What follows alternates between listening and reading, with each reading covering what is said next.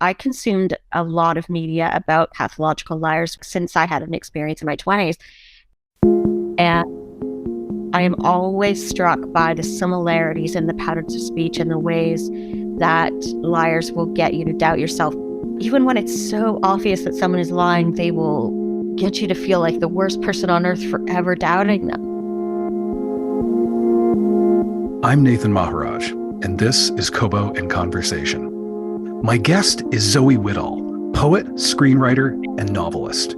Her new book, The Fake, is a novel about a liar named Cammie and the people who fall under her spell and then have to pick up the pieces of their lives when they fall out of it.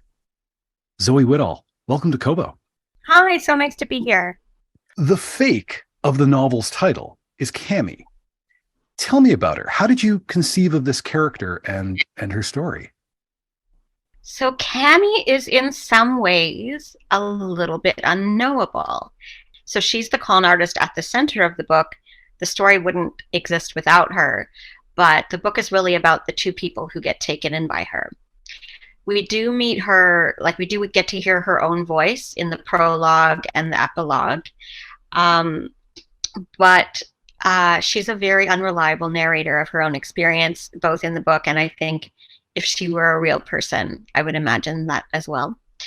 And so I wasn't entirely sure I was going to write from her perspective, but I felt like I needed to give the reader a taste of what it's like to feel manipulated by her. And when she was really fun to write that way I felt like I knew that the section that I wrote from her perspective was working when the fact checker, the copy editor, was saying like, oh, well, that detail that she says here is not correct. And I was like, well, no, she's lying. She's lying to us. But I got caught up and I was like, oh, right. It doesn't really matter. If she says a certain thing about a certain time, she's just trying to pull one over on us. And the reason why I thought that she would be an interesting character was that I wanted to make her a sort of consummate sort of con woman. She's very charming. She's very, one of those people where you meet and you're like, was I destined to meet this person?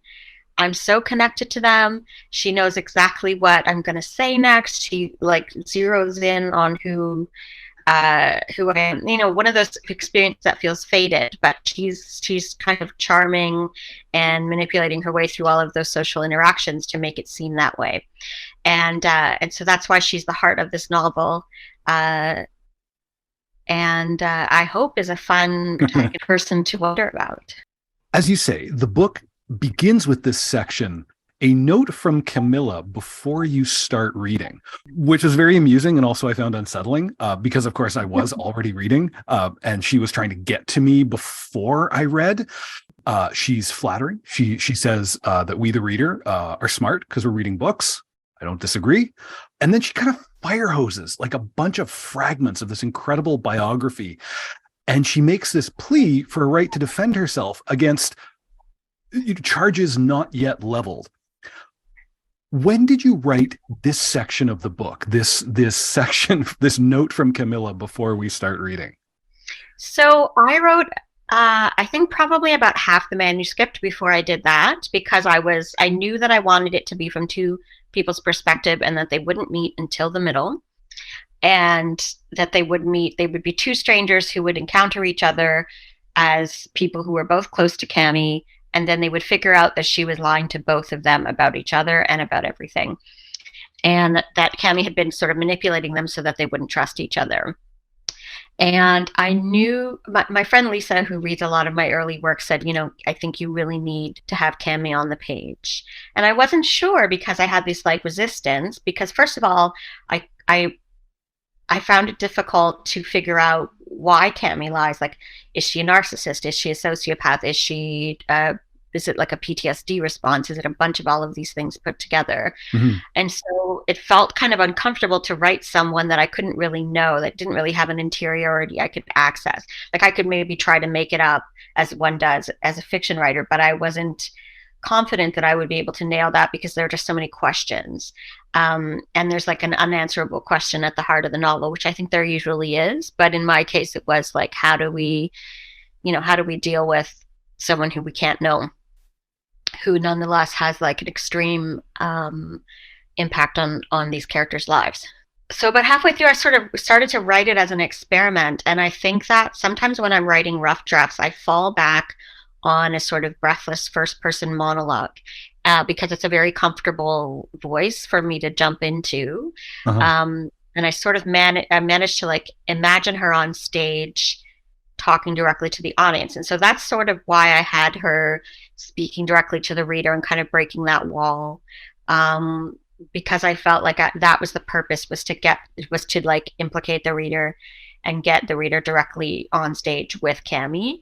And I think it was something that my editor questioned in terms of the form. It was a real break with the form, but I felt like because Cammie's sections were so short, yet necessary, I felt like it was okay to then jump into a novel where you hear from either narrator like back and forth as they discover who Cammie really is or isn't.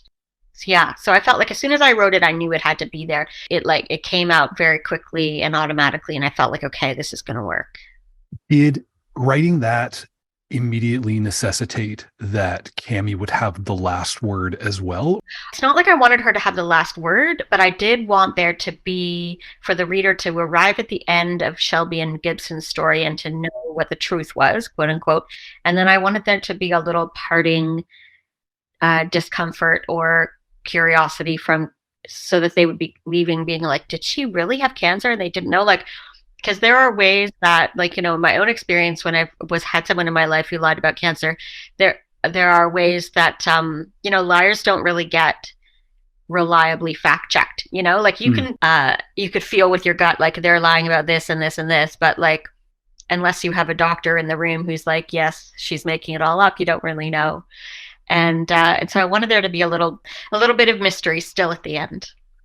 In addition to Cammie, as you said, there are two other main characters, Shelby and Gibson. These are the people that Cammie seduces in different ways with her fabrications. How did you assemble this kind of three-piece, three-voice story with this pair of I guess for Cammie, they're marks. They're people she pulls into her life. Well, I knew that I wanted to tell the story through the eyes of a lover because I felt like Cammie was going to be extremely seductive in kind of a literal way. And I'm interested in writing about midlife and divorce and like, how life doesn't ever look the way we imagine. And I felt like Gibson was a great way to do that. And but I also wanted to have, I wanted to have the lover and the best friend of the con artist, and the best friend character kind of came naturally when, as soon as I thought of the grief group, I was like, okay, this is how this is going to happen, because I needed it to be believable that I wanted the reader to be able to not just give up right away, because who would be dumb enough to be taken in this way? Like there are there are flags early on. And I think that often, even with the most charismatic, intelligent con artists, there are always like instinctive feelings that people have that think something's not right. And so the characters necessarily needed to be people who were at a vulnerable point in their life and who were second guessing certainties about themselves and who really needed intimacy but could not figure out how to get it, or could no longer get it from the people who had reliably provided it. And so for Shelby, it's because her wife died and she is disconnected from her family and friends who don't understand her grief. And for Gibson, it's because he was recently divorced and his ex-wife was his best friend and his rock, so to speak. And he's sort of at that point in life where I think post-divorce, a lot of straight cis men are like, oh, right, I have to learn how to make friends. Yeah. I have to have community. And Gibson was sort of the kind of person who had a community through his wife, or his wife did a lot of that kind of connection for him, provided that kind of connection for him. So he's sort of having to rely on his own friends, and also just is really depressed. I find depressed and anxious people, and so Shelby and Gibson are both very depressed and anxious at the beginning of the novel. I find there's so much like absurdity in that condition, and I feel like It's very relatable, especially in the pandemic, for a lot of people to be feeling anxiety and grief and sadness. And so I felt like I was able to write about this very serious thing that happens with these people who are in very serious, um, having serious mental health issues. Because there was just like so much absurdity in the premise and in those mental health issues in general. Like I have lifelong anxiety disorder sufferer slash, it's just part of who I am. Mhm. And I think it's very funny. I think there's like a lot of innate humor in the absurdity of those kinds of situations. So that's how I was able to write Shelby and Gibson, and why I wanted to have those particular characters be the narrators of this experience. We meet all three of them in pretty rapid succession, Mm-hmm. and we get a lot of biographical fragments that we've got to assemble as we go. We get the scene of Shelby hiding in the closet from a vague threat that might just be a raccoon going through her trash. We're not sure. And we just met her, so we don't know.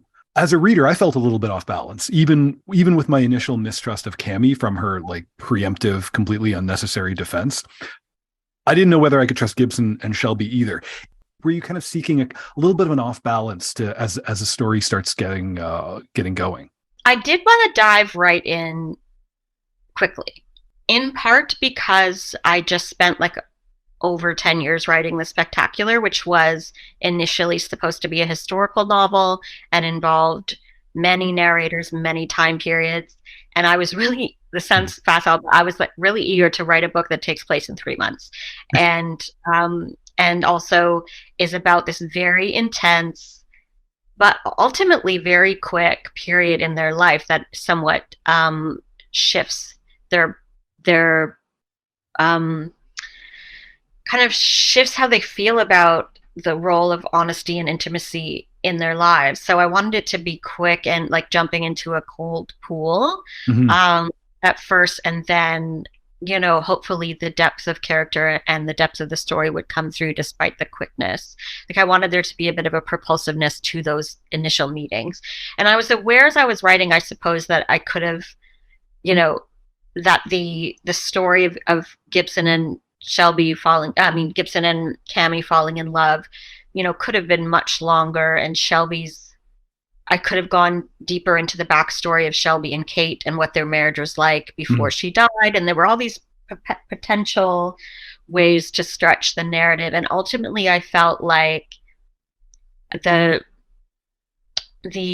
pacing needed to be quicker because I didn't want to lose that feeling that you're on a train and the train is Cammie real or not, and so I didn't want to weigh it down.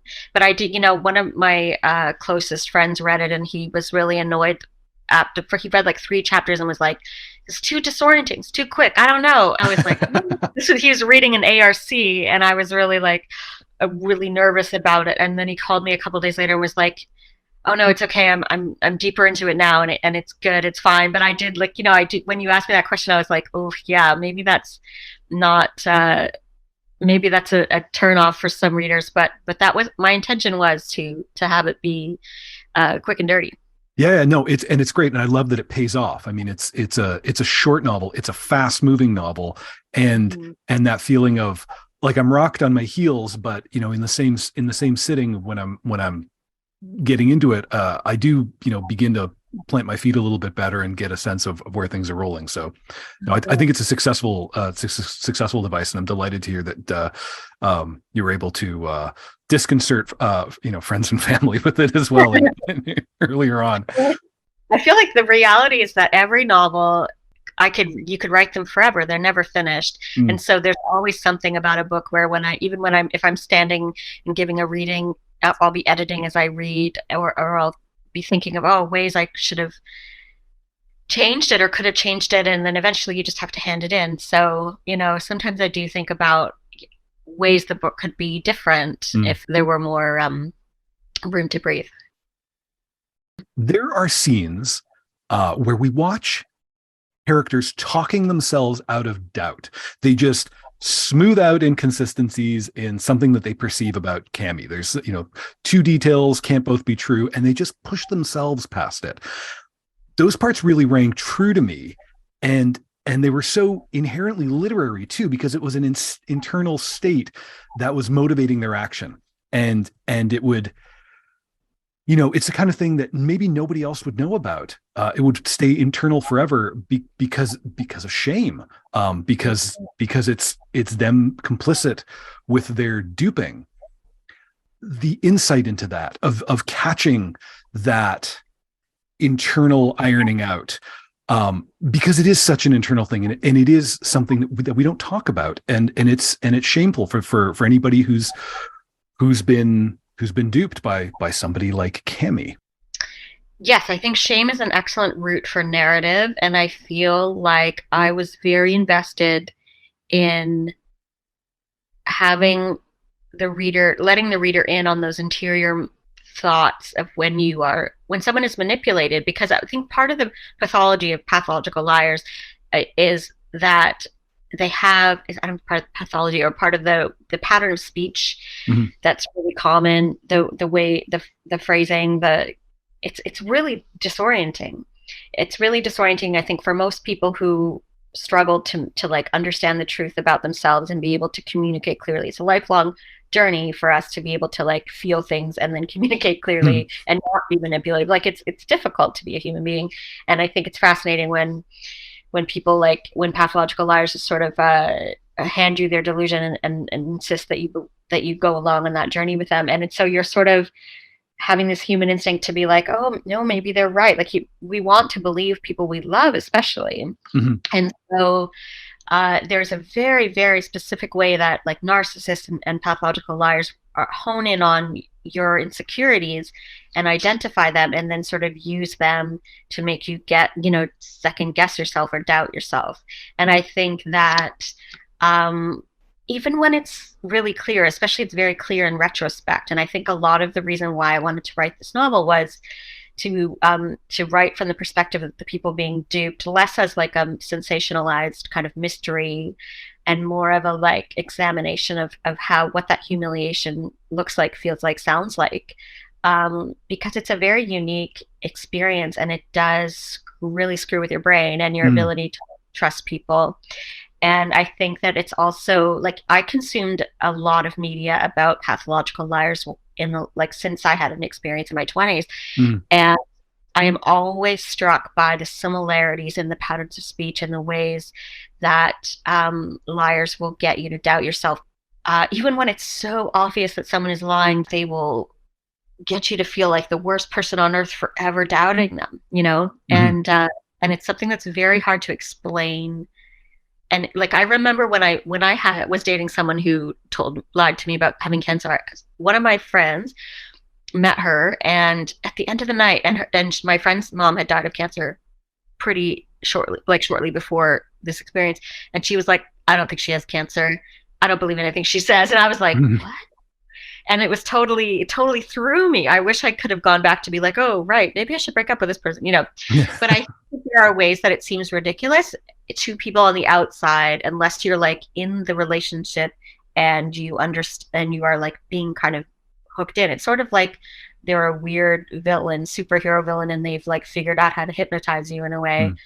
And so like, I wanted Shelby and Gibson to be experiencing that. You mentioned, of course, several times you've alluded to personal experience of having someone in your life who lied at this grand level, but it didn't happen. It's not something that happened like, last year or recently. You've been carrying this experience for some time. What clicked into place for you to be able to draw on those experiences in a way that could become this novel? I think it might be middle age, because I'm 47 now, and especially during COVID, like not a lot happened. Not a lot has been in my own life that I would write about. And I do, and the book is incredibly fictionalized, like the person in my life, nothing like Cammie. But I did have several experiences in my 20s that were really remarkable, that I always knew I would want to write about, and this was one of them.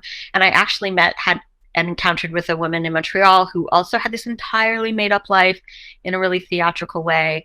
And I was just like, when I kind of have a little cork board in my mind where I put up like, I'm going to write about that someday. Like I also had like two experiences in university where I was present in a room where two people figured out that they were siblings and that they both had like philandering fathers and that they both like they just kind of clicked. And I don't know why I was witness to both of these two experiences. And both of those two, like there was two sisters and a sister brother, and both of them had connected because they were attracted to one another, which is super weird and interesting.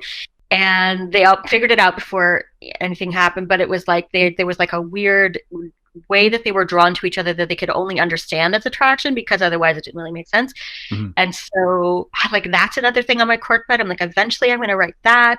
I don't know how I'm going to use that. So there are always and like little anecdotes or little extraordinary moments. And I think that I just happened to have a lot of extraordinary moments in my 20s because my life was more fast paced and everything was new.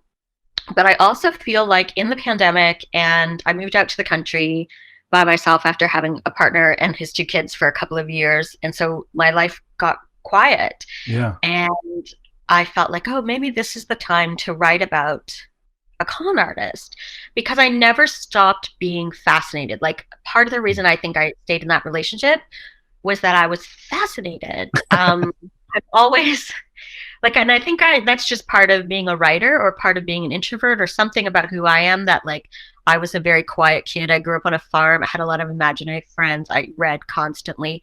And I just like have always been drawn to remarkable people and to people who are very emotionally chaotic. And so this was one of those experiences where I was like, okay, I want to take this extreme character, this extreme personality I encountered, and like somehow fictionalize the experience of having gone through that into characters that I am interested to spend some time with. As you describe your 20s and being there for two sibling discoveries, and growing up with imaginary friends, in my mind, I'm thinking, God, if you hadn't grown up to be a novelist, what a loss for the universe to have wasted these experiences on someone who then didn't go and create stories for us all to read. Right. I can do. So. Yeah, this is exactly fated, right? I think I'm not spoiling anything. You've alluded to this a little bit earlier, that Shelby and Gibson, they do figure out something is up well before halfway through the book, which means that the narrative tension of the novel isn't coming from will they find out or won't they. You structure it so the tension is really about, okay, so now you think something's up. What are you going to do about it? Yes, I knew the structure quite early, and I knew that I didn't want it to be a mystery. Mm-hmm. And I didn't want it to be, is she telling the truth or not? Because I feel like that's a lot to ask the reader to like go with you on that journey when any smart reader would probably know. Yeah. And it kind of cheapens what is a more complex emotional experience. I was thinking about Elizabeth McCracken. She was saying withholding information from the reader so that you can reveal it on the final page is akin to pulling an ace from under the table at the end of a card game. The reader won't think the writer is great at cards. The reader will think this writer cheats at cards. So I was thinking about that. And so I knew I needed to tell the reader up front what the jig was, but that the story and the propulsiveness of the story would be in like watching these two people figure it out. And there are also ways that like a lot of con artist stories are about, I'm thinking of like Dirty John or Do You Know Mordecai? Mm-hmm. Or like con artists, people who pretend to be surgeons, mm-hmm. like people who are actually causing violence. And I think that Cammie's manipulations and the way that she harms others isn't that, like, mm-hmm. and it's not easy to pin down. And it's, Gibson at one point says, I think that she would be mostly a harm to herself, but now I don't know, which is how I have the hook out at the beginning. Yeah. And I did structure that because I did want there to be a little bit of mystery about like what chaos ensues. But I think it is true by the end of the novel that Cammie, it's clear that Cammie is self-destructive, and she happens to like lash out and manipulate people in her wake, but that like the person who is harmed most is Cammie. Like, just she's the person who cannot have true intimacy ever, and that's a sad thing. Even if there's something biologically different in her brain that causes her to lie like this, or if it's trauma, or if it's who knows the real reason. But there is something about her being like a lone wolf in the world, just uh, causing that kind of chaos to people who are real, feeling, empathetic people.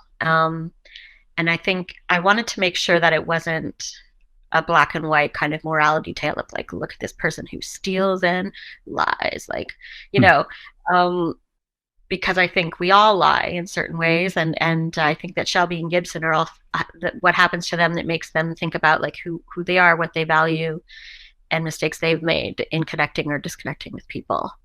Hmm. So as we've discussed, Cammie gets the last word in a final note from Camilla, which I need to note. I mean, anybody who even sees the table of contents will see it comes after the epilogue. I mean, she cannot be contained. I mean, it's she's all but like hijacking, your author's note. She just is relentless in working on the reader's credibility, on the readers on the credibility the reader is willing to extend to her. For her to show up at this point, after we've been through the story, we've seen what the outcome is. The Gibson and Shelby are off to live the lives they're going to have after this experience. And I had this moment of questioning after Cammie's spoken to me in this note. What do I really know? Like, what do I really know? As I'm turning like the last page, I'm still not completely sure that I can write off Cammie. Tell me about crafting that and the effect in Cammie's voice closing it out. Well, here's the thing. I think that if you have an experience with a liar who you let them know the jig is up, and you know that they're lying about everything, what happens most often in the stories that are not, made into HBO shows or whatever, or even those ones that are, is that it's not like they learn a lesson. I tried very Mm, hard to find real people to speak to who had recovered from Munchausen's, who had recovered from pathological lying. It's very stigmatized, and I think it's very hard for people to get help when they don't want to admit they need help, mm, and or something in their brain chemistry prevents them from understanding that they need help. There's a variety of different expert opinions, and I'm definitely no expert, but I think that what most often happens, and what happened with the two people I knew in my 20s, was that they just like move on down the road. They mm, go to another town, they tell people lies about the people that they used to know, and they just keep it. They keep going. And I think like a lot of extreme narcissists, or it depends on how you want to view what they're doing, end up actually having kind of positions of power because they just move along and do it somewhere else. And unless they do something very violent, it's like very hard to detect them. Um, and so, you know, I wanted the reader to realize that like Gibson and Shelby are never going to get revenge. They're never going to get resolution. They're never going to get closure. She's never going to apologize. She's just going to find a new boyfriend and a new friend group and keep doing it. If it was a script, it would be like I would end it on a scene of her meeting her next mark and moving on, mm. like because I think that is actually quite accurate to what happens. For anyone who's experienced a relationship with someone like Cammie, who's someone whose lies have had real costs for the people around them, I think this Mhm. story hits a little differently from how it would hit somebody who's just reading a story about this awful broken person, this person who cannot form close connections and creates these fabulous stories about themselves. But that made me think, made me wonder, as you're writing it, were you thinking of a readership that would have varying degrees of firsthand experience similar to your own? I was thinking about, because I was trying to think of, why I'm so drawn to watching The Dropout or Inventing Anna or those Hmm. kinds of stories. And I feel like I have a real desire to understand why others fall for people like Mhm. that, because it was such a unique experience in my life. And I also am interested in things like codependence and people pleasing, and people who are like more likely to be drawn in. Um, and so I was kind of keeping an eye out for like thinking about the reader who might have gone through something similar. And I was always also trying to think of the reader who hadn't, the one who's like, I would never, watches a show about a con artist and is like, I'd never fall for that, and try to get into this, to write scenes that really um, illustrate the effectiveness of that kind of manipulation and the very specific ways that almost anyone could be taken in the right circumstance. And that was interesting to me as well. So yeah, I mean, you never really know how a book is going to be read, and it's Mhm. not really your responsibility as the writer. And I've learned, because this is my, oh my God, it's 11th book, but like, sixth novel, that like every time I do a Q&A, I realize that people are reading the book entirely differently than I intended, and you kind of have to like laugh about it and let it go. So in some ways, I don't really know how it will be received, but I do hope that if somebody has been conned or lied to in this significant, extreme way, that they would find kind of solace in this kind of book, Mhm. because it's not tidy and it's really kind of a messy, um, disorienting experience. And that's what I was hoping for in the novel, that it would be quick and propulsive, but that would also like be true to the disorienting nature of these kind of encounters and relationships. Mhm.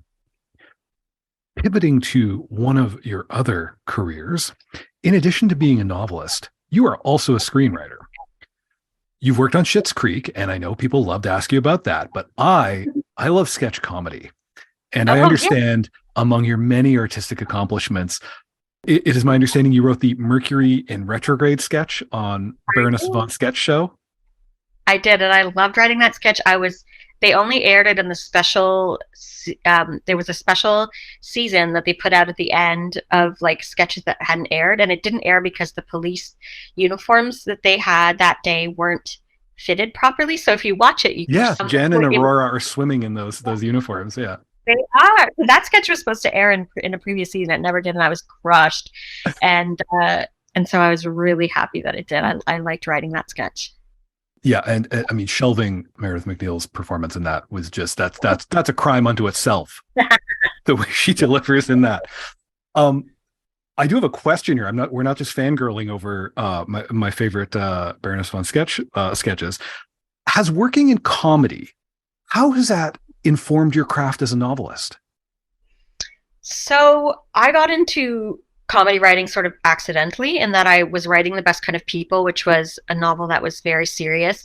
And I had always been desperate to try stand up comedy. And I took a class as a way to sort of find some relief from this serious writing project, and ended up loving it, ended up doing it for a couple of years, not really quite professionally, but sort of semi professionally. And then I took a class at the Comedy Bar that was how to turn your stand up into a half hour sitcom pilot. Hmm. And then I did that, and I ended up selling it to a producer who sold it to CTV, and that's how I got into TV. Most people have to kind of work their way up from the bottom, and I never had to do that, which is great, because I would have been a really shitty script coordinator. Like, I have no organizational skills. But anyway, so I was able to kind of get in sideways, and then get an agent, and then get my first job on Degrassi, which was like a wonderful experience. Um, and it has helped my prose. So that was like 2014 was my first job.